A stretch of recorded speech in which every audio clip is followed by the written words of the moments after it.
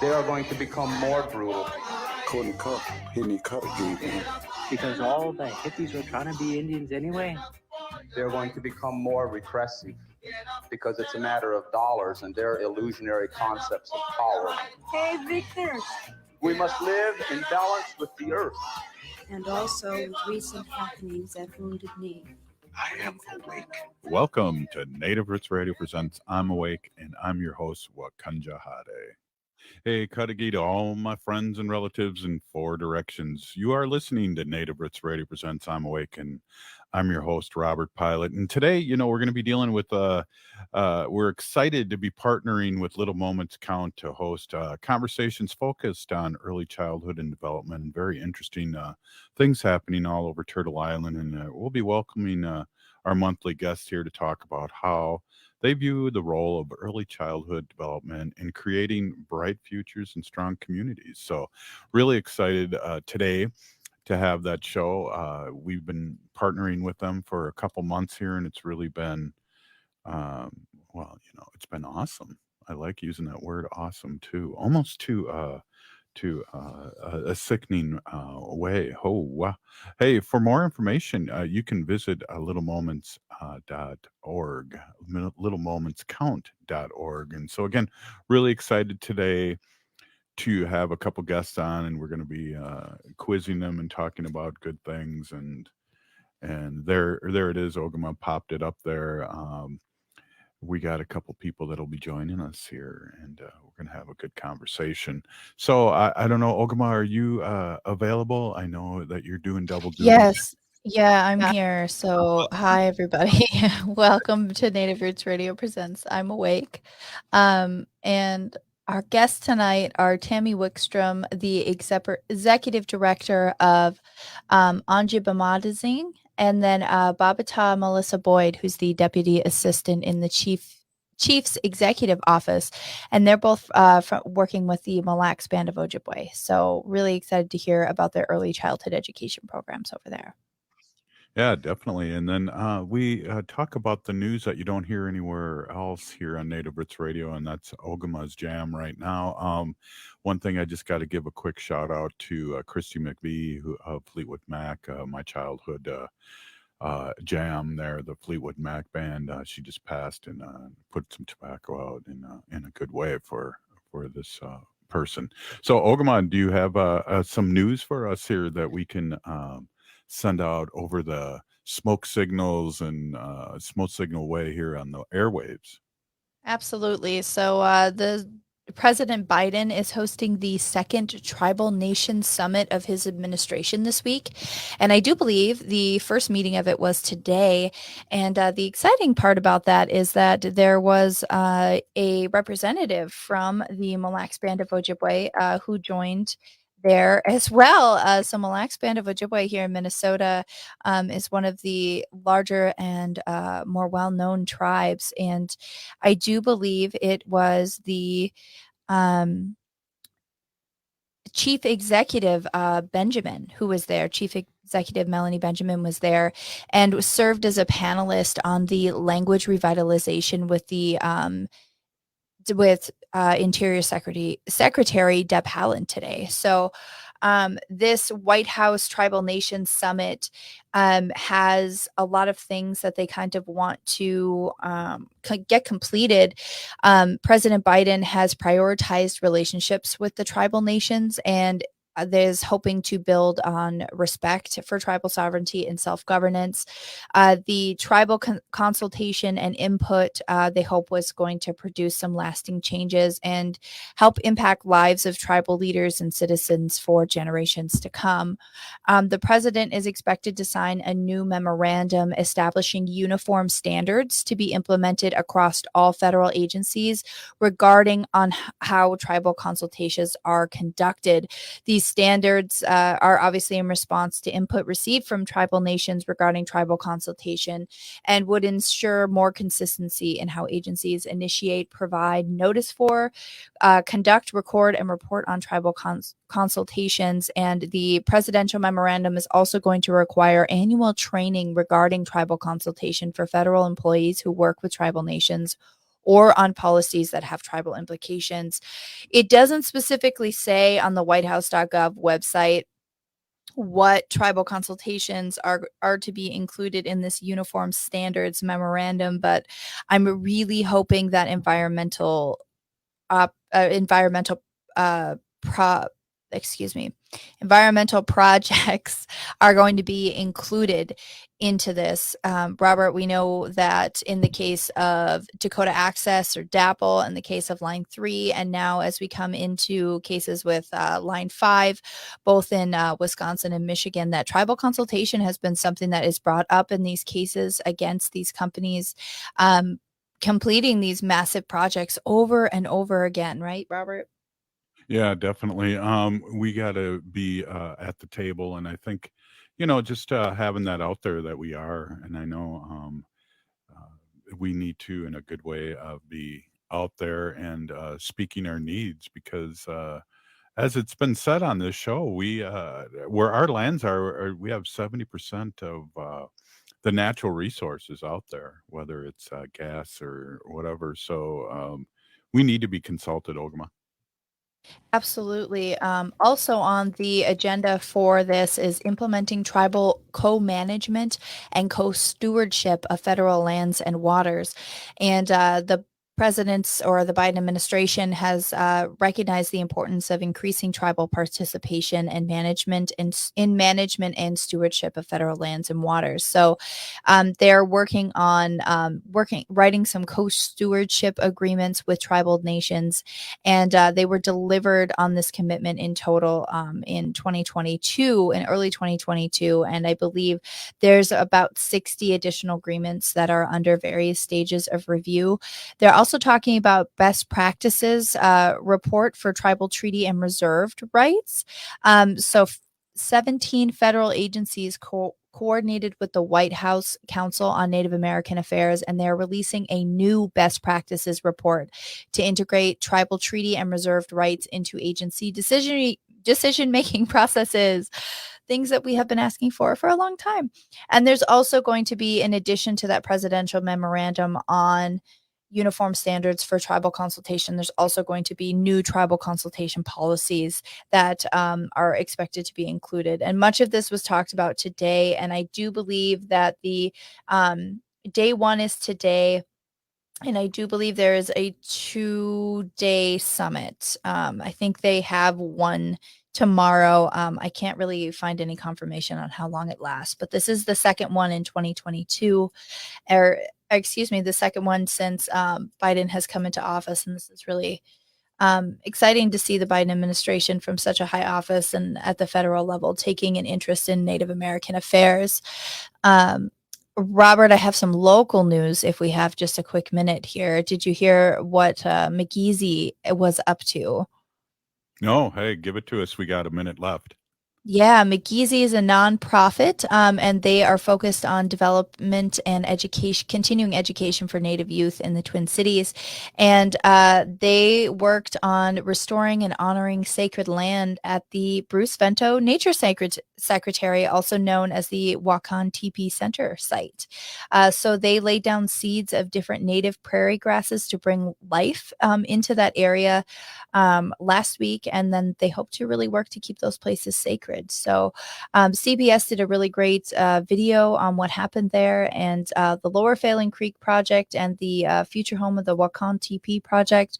Also really great things for people to take a look around and get involved in, as well as McGeezy Communications. So if you're in the Twin Cities area, make sure you take some time to support those as well. Awesome. Good words there, Ogimaa. And hey, just give a shout out to everyone to what we got upcoming next here. Absolutely. Up next, we have Little Moments Count, and we are going to be with Baabiitawigiizhigookwe Melissa Boyd and Tammy Wickstrom from Mille Band of Ojibwe Early Head Start. Right on. Hey, you're listening to Native Roots Radio presents I'm Awake, and we'll be back after this short break. And again, Pinigigi Ogimaa for the news and updates. Really well done and very much needed. We'll be right back after this short break. Stay with us.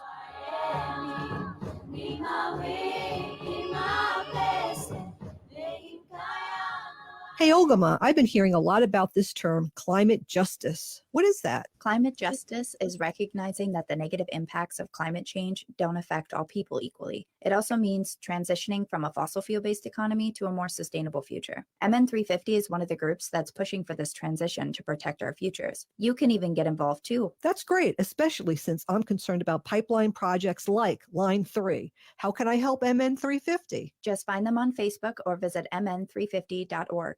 I heard sex trafficking happens a lot in Indian country. What is that? Here are some of the real reasons why sex trafficking happens in Indian country. Unequal gender roles that were forced on us by colonization. Communities don't have enough resources. Silence around domestic and sexual violence. Lack of attention and justice for missing and murdered Indigenous people. There's a lot of behavior that keeps our communities out of balance. These are just a few true reasons why Native communities are targeted by traffickers. When these acts of violence happen in our communities, it opens us all up for exploitation. Sponsored by the Minnesota Indian Women's Sexual Assault Coalition. Health insurance that fits my budget?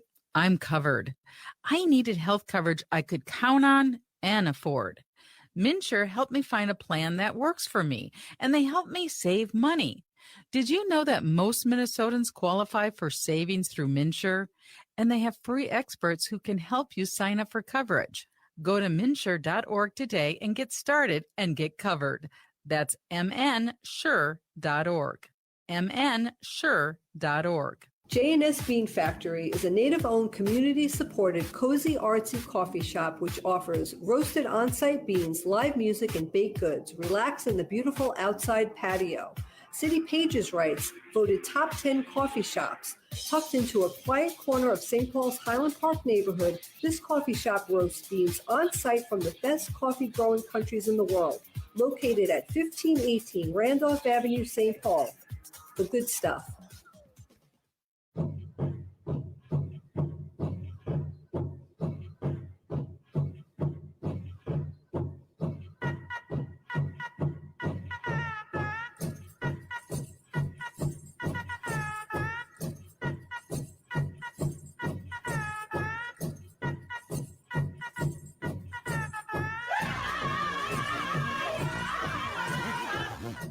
Welcome back to Native Roots Radio Presents I'm Awake, and this is Robert Pilot.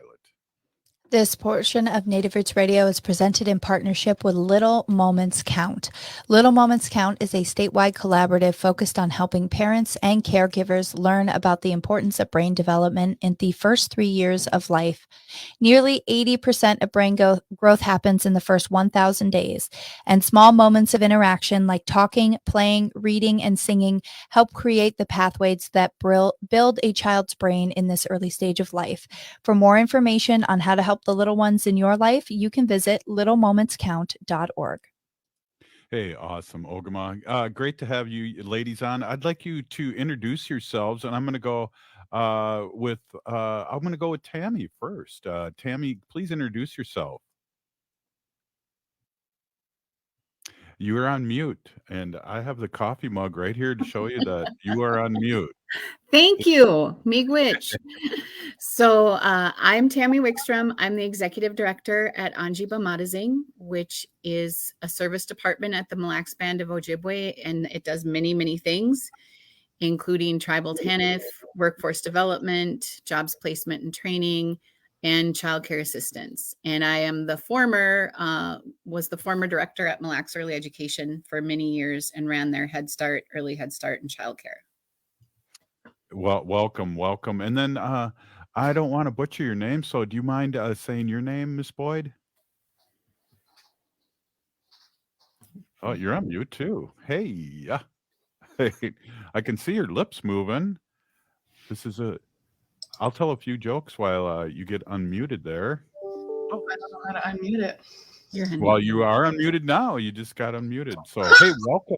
Interesting. Miigwech. My name is Baabiitaw, and my full name is Baabiitawigiizhigookwe, but I try to be easy on people, and I go by Baabiitaw.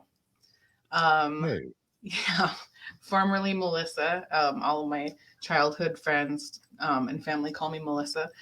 Hard habit to break that English.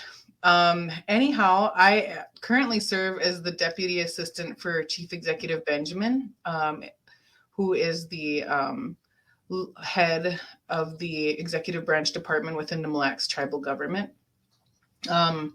located here in central Minnesota, right next to the big lake. And I currently serve and support the Chief Executive's office.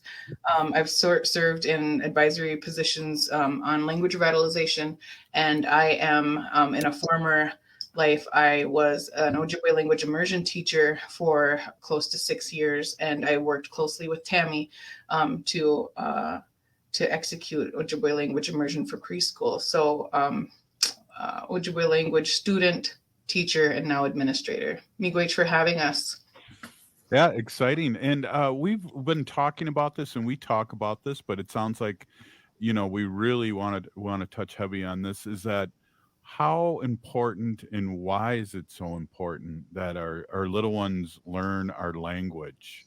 I know I've talked about, you know, I have some godchildren that are Mexican, and when they were little, they didn't talk for a long time. So there were all these neurons and things shooting out there that all of a sudden, when they started talking, they could speak both Spanish and English, and it blew my mind. Mm-hmm. Baabiita, do you want to answer that first? I'll let you go for the speech side, and then I'll hit it with the immersion part. Oh. Yeah. And I think that you hit on some of it with the neuron development. We know a lot about brain development now that we didn't used to know even like 25 years ago when I had kids. But we know that that first 3 years in particular is the most critical for children. And the more things you do with them, and that includes language and touching and physical activities, but the more things that children are exposed to, the more neurons they build, or those pathways in their brain. And it's easier for little kids to learn language. And just like your example with your little children in your life, they have learned that language so much easier. And now as an adult, when I'm trying to learn Ojibwe, it's extremely difficult for me because all my pathways are geared towards English, right? So we want to be able to expose children when they're young, while their brain has that kind of elasticity, or that kind of ability to learn and adapt and shape more than we can as an adults, and are kind of fixed in our way. You know, one thing that I've learned too, and you talk about things that you've learned in the past 25 years. One of the things that I've learned, especially during these past few months, talking to you guys, is that, you know, we think of fetal alcoholism syndrome as like, oh my gosh, this person is really, you know, not going to be too successful in their life. But we found in the last few years that in what you're talking about, language and things, there's different ways to teach these young ones, and it really helps them out. And it's not like as fatal. I can't come up with any other word, but it's not as fatal as it once was. Yeah, I agree with that. And I think too, it hits on, there are multiple different ways of learning. And even, you know, back in the day, if your child had Down syndrome, they would say, oh, they can't learn anything. And now we see so many people with Down syndrome being incredibly successful, working, you know, completing high school. And so I think that just focusing on those early years is critically important, and providing all kids a super rich language experience and a super rich cultural experience is really critical. Yeah, exactly. And doing the language and at the same time you're teaching culture is so important. And I'm just really happy. I mean, I'm 62 and I didn't have this experience, and I'm just so happy our little ones are. I'm a former high school teacher, and I'm really happy for our next generation coming up behind us. And they're really excited, and they have a lot of opportunity to do this. Yeah, I agree. So go ahead. If I could interject to add to that, you know, as humans, we're programmed to, you know, we're programmed for connection, and we're programmed for affection and communication naturally. And so what I wanted to say, especially about this idea of interventive behaviors, or like intentional behaviors and things that are going to help set people up, whether it's language or whether it's like resetting and supporting folks with any kinds of debilitating cognitive deficits, like you mentioned, fetal alcohol syndrome. When people believe that interventive practices work, they interact differently with the people that are like the target audience, right? So like Tammy had mentioned, that, you know, we know things now that we would have never been able to implement or understand and then implement and change how we maybe parented or change anything about how we interacted with our children, you know, that far back. I wanted to mention something about so the language, hearing more than one language for children. It is not a new thing for children to be multilingual, and it's a very common thing in, I would say, on the African continent, in Europe. It's a very normal thing for people to have like a national language and then other languages in order to function. There's a lot of business being done amongst different countries. And so on a call today, I just heard, and it really stuck with me, that the United States is notoriously a monolingual, country. And so there's a couple of things, like, later on in the conversation that I like to mention about how intervention and supporting language revitalization efforts are not just about implementation in preschool or implementation in a tribal setting, but also just there's a lot of work that's being done with external, American programs and partners, and then also internal tribal partners. Wow, that's a really good point. And it's easy for us, and the way I've been taught, because again, the colonized way is that we're above it all, and you should learn English, and this is the language, and come and assimilate. And that's really a great thing to bring up, is that that's not the way other countries do it. Mm-mm. Can I add to that? There's this mystifying thing that comes with language. So there's this belief that has been, like, we've been indoctrinated with this belief that Anishinaabe knowledge and wisdom is not valid. And that's because the success measures are all measured in English, and they're all measured monetarily, and they're all measured with expansion and growth. And that's not necessarily a bad thing. I think that the disheartening piece is that we've been convinced that our language is not valid. Therefore, the cultural practices and our relationships with the natural world are then not valid. And so we're raised generationally with a belief that that's how things are. And I think that language learning is much, much more than just being able to express something in a different language other than English. Hey, I'm going to stop you right there. This is a really great conversation we're having here, and we're talking about our little ones and language, and how things can really expand and make our little ones' minds grow. And so I'm really excited. We are talking with a couple of real doers out here. So I just want to take a quick break here, and you're listening to Native Roots Radio presents I'm Awake, and we'll be right back after this short break. Please stay with us. Hi, this is Robert Pilot here, telling you about Minnesota Native American art. Did you know that Twin Cities is known for Native art? Well, if you're not familiar, then check out All My Relations Arts. It's a program that seeks to increase the visibility and value of these incredibly talented American Indian artists in all forms of art, while honoring the history and the presence of Indigenous cultures. And right now, All My Relations Arts is showcasing Rosie Seamus Dance, She Who Lives on the Road to War. This is an immersive installation dance performance created by Rosie Seamus in response to global loss and the collective need to come together in peace and reconciliation. She Who Lives on the Road to War is a place for visitors to rest, grieve, console, and meditate. Performances will take place through mid-December. Find the performance schedule at allmyrelationsarts.com. I love all the Indigenous art here in the Twin Cities, and I hope you can enjoy it too. allmyrelationsarts.com.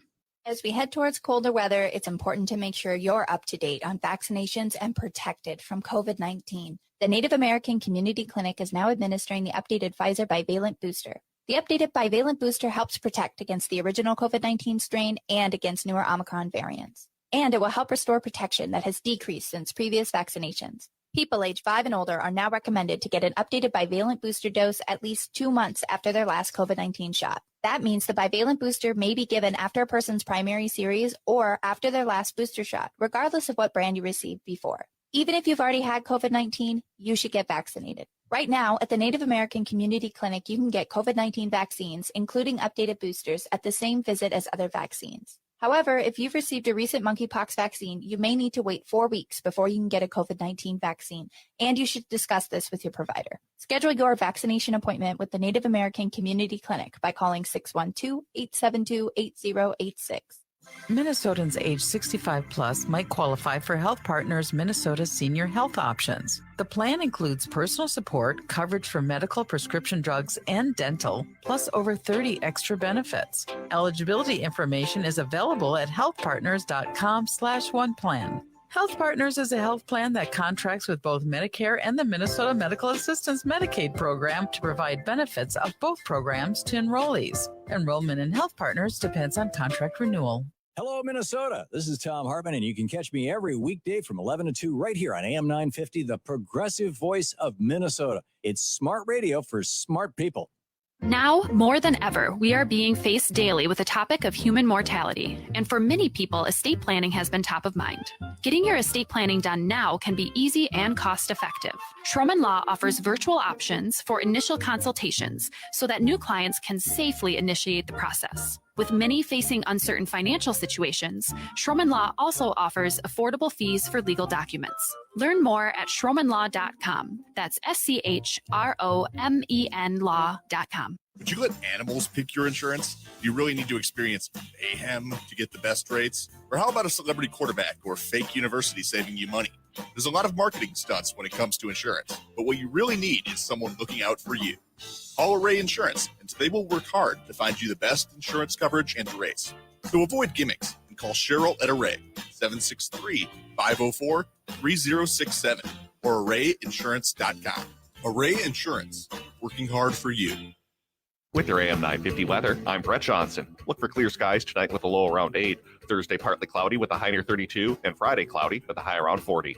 The holidays are here, and when you're out shopping, make sure you check out one of the great AM 950 advertisers. Most are locally owned and operated, and some offer gift cards and certificates, which make great gift ideas for that tough-to-buy-for person. Find a full list of all of our advertisers at am950radio.com. That's am950radio.com. You're listening to Native Roots Radio. This is Spirit from Reservation Dogs. Get up and listen.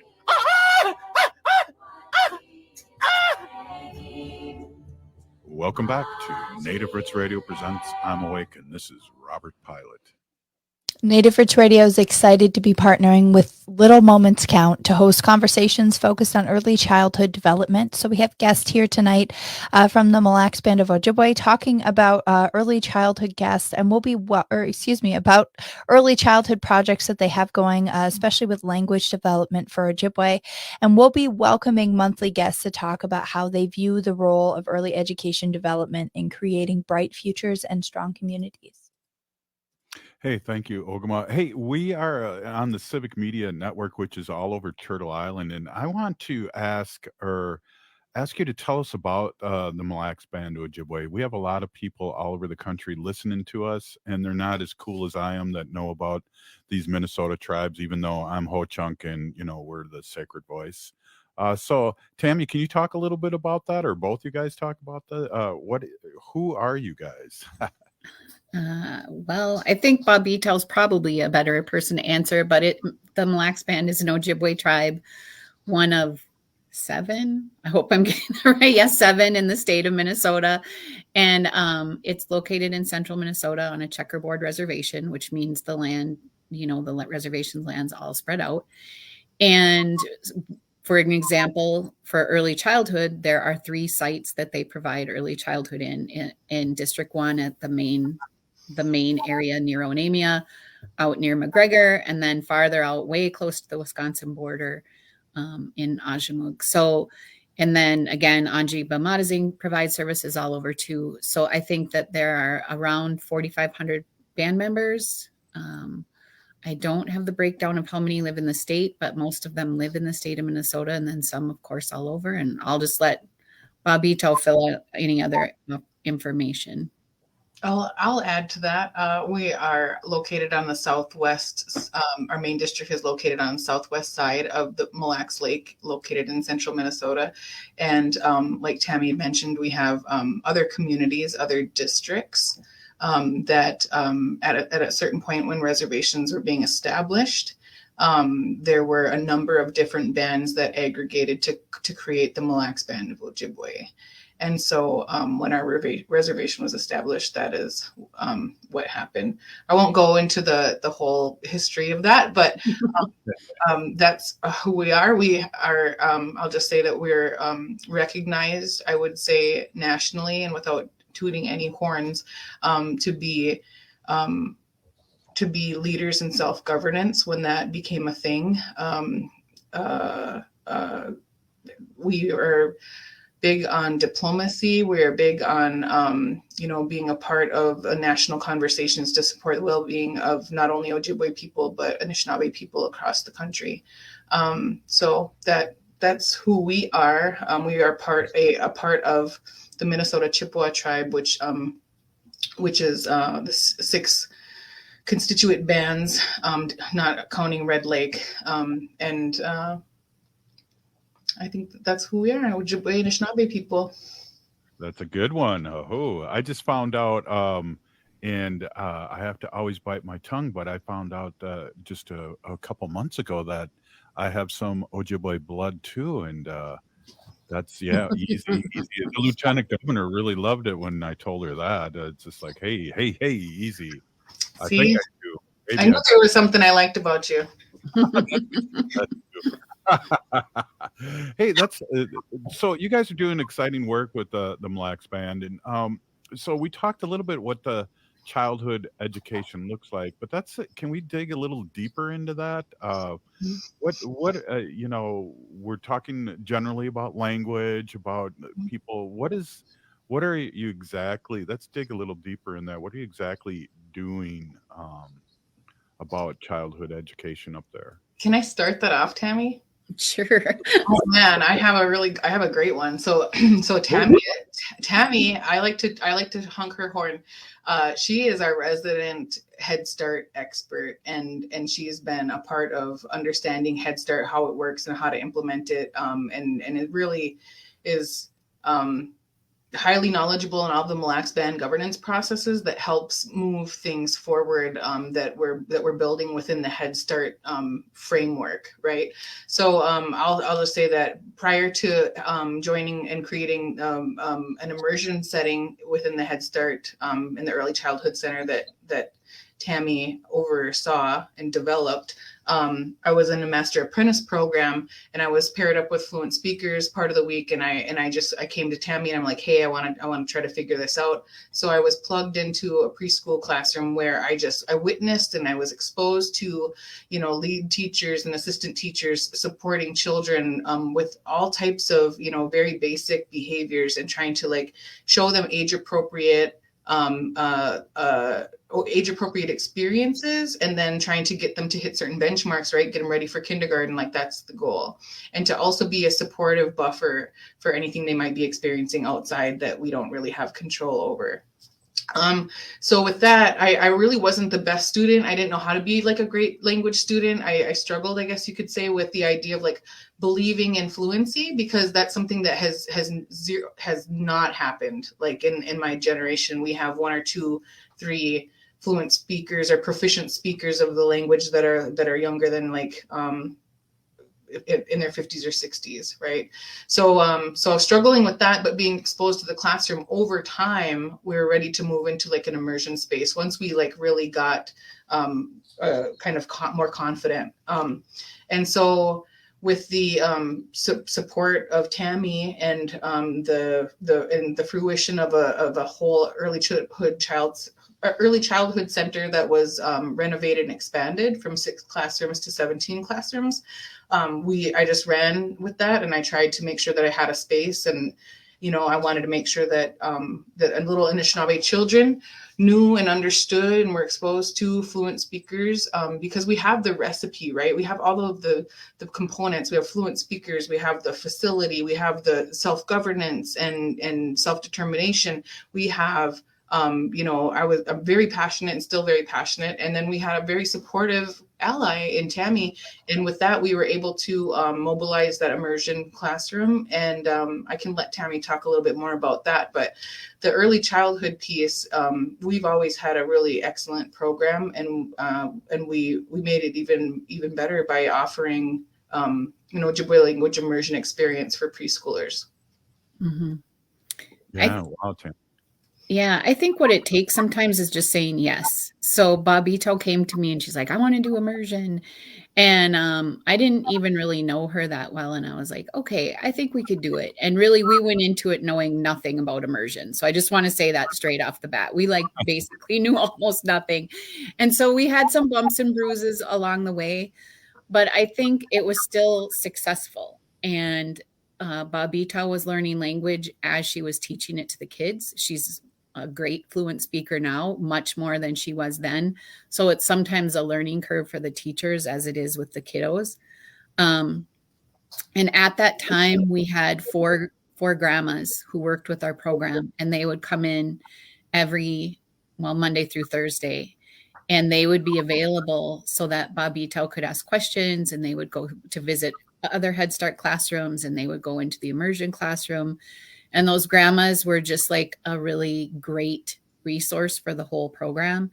When people had cultural questions, then someone would go ask the grandmas. Typically it was me or Baabiitaw. Someone would go ask the grandmas that question.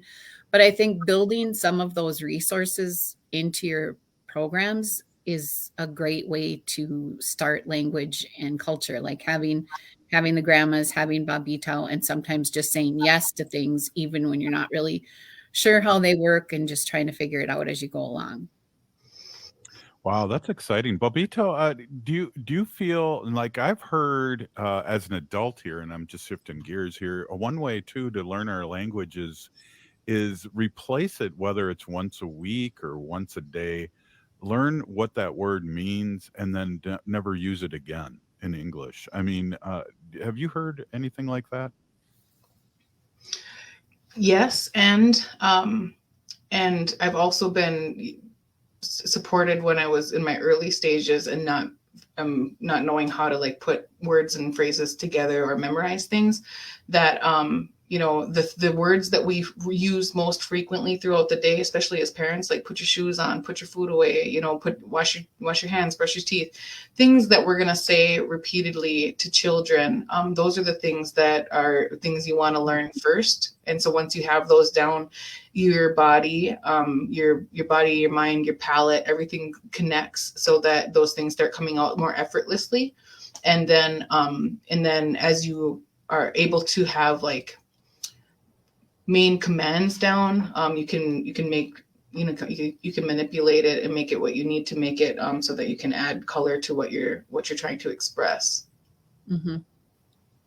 Wow, that's a really, really good point. Wow, I like that, and especially if you're talking to little ones that are learning this language, it's so important. And we have a lot of people commenting, and it's just awesome. About I see Nina has said, even if kids understand the language, they hear it all the time.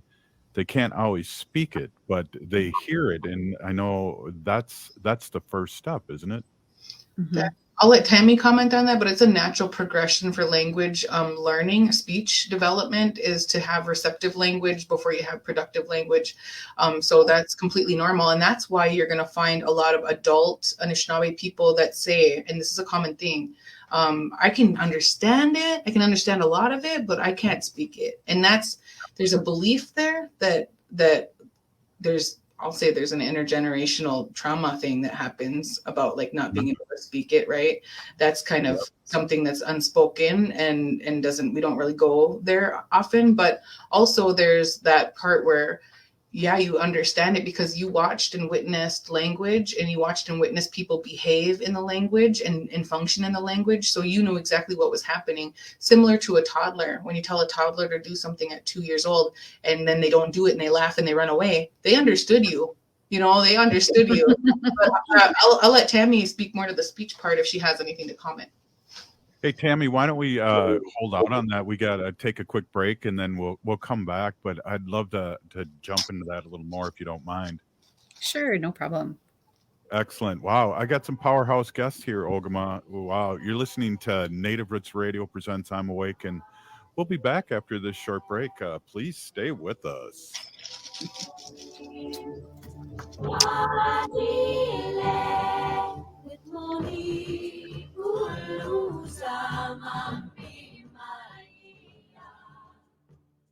Hey, Ogimaa, I've been hearing a lot about this term, climate justice. What is that? Climate justice is recognizing that the negative impacts of climate change don't affect all people equally. It also means transitioning from a fossil fuel-based economy to a more sustainable future. MN350 is one of the groups that's pushing for this transition to protect our futures. You can even get involved too. That's great, especially since I'm concerned about pipeline projects like Line 3. How can I help MN350? Just find them on Facebook or visit mn350.org.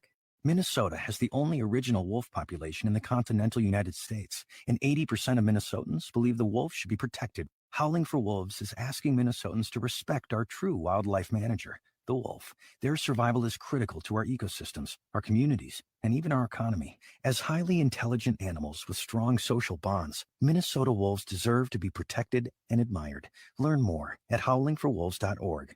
Let's live and let howl. Health insurance that fits my budget? I'm covered. I needed health coverage I could count on and afford. MNsure helped me find a plan that works for me, and they helped me save money. Did you know that most Minnesotans qualify for savings through MNsure? And they have free experts who can help you sign up for coverage. Go to mnsure.org today and get started and get covered.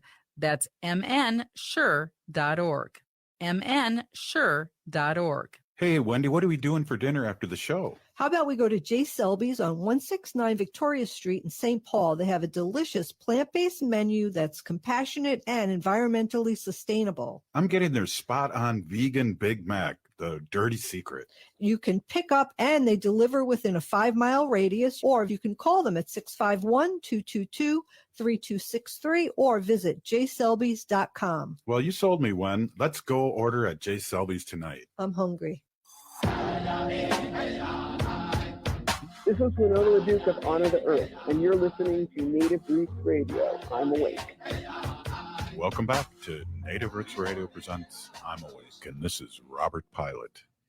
This portion of the show is brought to you by MNsure. If you need health insurance and you don't know where to start, MNsure has free expert help that will walk you through your options and find a plan that saves you money. And this portion of the show is also brought to you by Howling for Wolves, protecting wolves for future generations.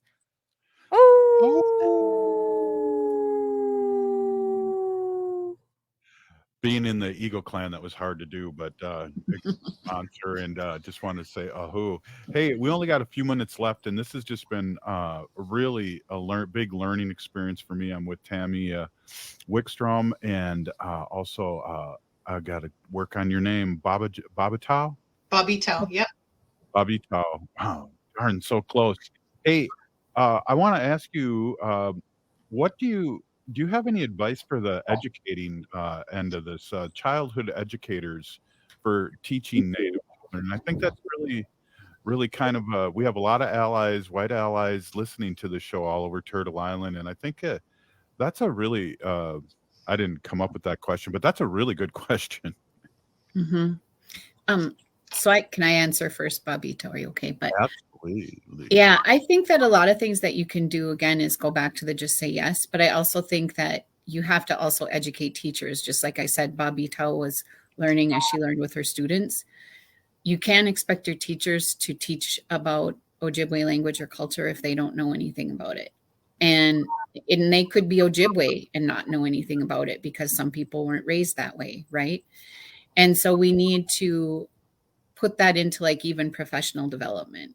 And we need to make it a goal. We used to have a goal, which is really kind of a small goal, but we had a goal for our staff to learn 10 Ojibwe words every year, which is super small, you know, in a language. But that was like a continuing ongoing goal, is like every year you just add to your language. And I think that could be a goal for teachers in, you know, tribal Head Start all across the country is, you know, I'm going to learn more myself. I'm going to add words to my vocabulary. I'm going to learn those common phrases like Baabiitaw talked about, like, you know, sit down, let's eat, you know, line up for the door, like all those things that you might need, and learn them. And another thing that we did, we have fallen away, but we need to start doing again, is label stuff. You know, label the chair with the Ojibwe word, label the door with the Ojibwe word. And ask the parents what their children's Ojibwe name is, and that they can use their Ojibwe name instead of their English or white name or whatever, you know, so that you could use that if that's what the parents would like. And then another thing we did, I'm going to say that Baabiitaw headed that, but we held a big mass naming ceremony one time at Early Ed for a bunch of the families whose kids didn't have a naming Ojibwe name. Oh. So, you know, there's lots of little things that you can do to support it. And I'll let Baabiitaw add into that. So to comment just on the naming, it was not anything that was like thrown together or like, you know, Dabenak, right? So, but it was something that the fluent speaker and namer was able to make themselves available for the whole day. And so we had families come in, bring their own food, bring their tobacco, bring their kids, and then Beijing, like one at a time. They we were there for like 15 hours trying to get them all through. And I think we did like 40 kids one year, and we like, and adults came, you know, like parents and grandparents even came to get named who missed out on that for whatever reasons. But going back to like, what would you say to education professionals at this point? And to get to like open the floodgate is like Tammy said, just say yes. Find a way to say yes.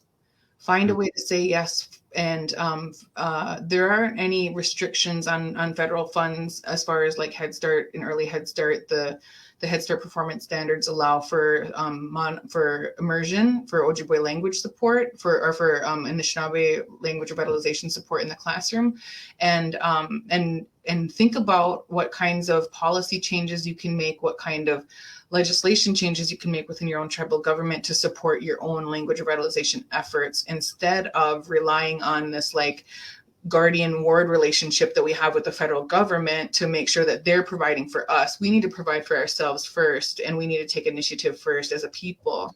That would be one thing. When it comes to like individual support for a teacher, it would be like, if I was talking to an administrator, I would say, please make sure that there's time for them to study. Please make sure that there's time for them to decompress, because to think in another language that you don't fully know is so challenging. And to try to express that to children who don't understand, that's a whole nother challenge, because preschoolers are a challenge, and it takes a special person to work in preschool as it is in English, in a language that the children understand already. So I would say opportunities and support for any professional development, both second language acquisition and any work that they can have with fluent speakers in their community to make that happen, because language death is a real thing. And I know that there may be people listening who do not have living fluent speakers anymore, and my heart goes out to them. The people who have fluent speakers living right now need to take advantage of that, because if we don't have language maintenance where we're making as many fluent speakers as we are that are passing, then we are going to experience this place where we don't have any fluent speakers left for those of us who do at this point. So, and that's where the real hard work starts. One of my mentors told me, McGizzy, he told me, like, that's when it's going to get hard. Right. Mm-hmm. So I would say that, like, find a way to say yes, find a way to champion it, support it. And no matter how challenging it is fundamentally right to teach Anishinaabe children the language that is intended for them. It's for their spirit. It's for their religious rituals, even if they're not familiar with them. Their spirit knows, right? And so that's what I would, to not believe that our language is not valid, our knowledge is not valid, to know that we can be smart and intellectual Anishinaabe people in more than one language. Mm-hmm. Wow, that's awesome. What really hit me too, what you both were talking about, is the community involvement. To have a naming ceremony, to have the community in there, and I'm sure there was food and laughter and things that make it in a good way that really makes our hearts soar. And I know I had a relative who found out that they're a relative and went to a powwow, and she started crying when she heard the drum.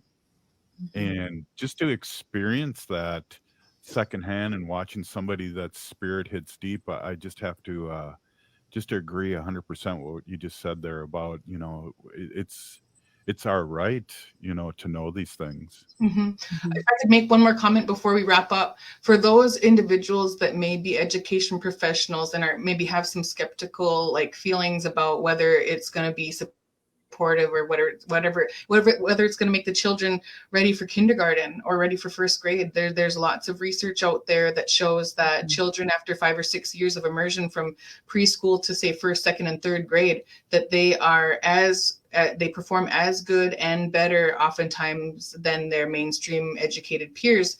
And the reason for that is that you have multiple things happening when you're learning more than one language in the brain. It really is a strengthening thing, even though we talked earlier about there's a lot of silence at first because they are really trying to figure it out. They are trying to figure out that, if you're hearing 2 different languages and your brain doesn't know what's going on, it's going to take some time, and it will happen. It's proven to happen. There's research on it. So those people who may be skeptical about it, please do your work, do the good work of believing in what you were given as a people. That's at the end of the day, that's what we rely on. Wow. Yeah, there it is. Tammy, we only got a minute left. Do you have any last thoughts? Thank you. That was an amazing statement, by the way. I'm kind of a little emotional about that. Thank you. And Tammy, I just want to say that if you are looking for support in Ojibwe or you want to learn Ojibwe, I'm just going to throw this out there that Aanjibimaadizing and the Mille Lacs Band of Ojibwe, with the support of the tribe, has developed Ojibwe for Rosetta Stone, and the first level is out, and you can sign up for it. And if you are enrolled in a federal tribe or a First Nations Canada individual, it's only $25 to access the program, which is very minimal. So, and it's available for anyone. Anybody can purchase it, and that's at anji.org. I think Baabiitaw put it in the chat. But I just want to say that that's a great tool. We just launched it this year. We've only had it out maybe 8 or 9 months, something like that. And so, I think that's another way, is if you're really interested in teaching language to little kids, start trying to learn it yourself. Perfect. Thank you. And we'll be back tomorrow. Thank you so much for stopping in and being great guests. Thank you so much. Miigwech. Miigwech.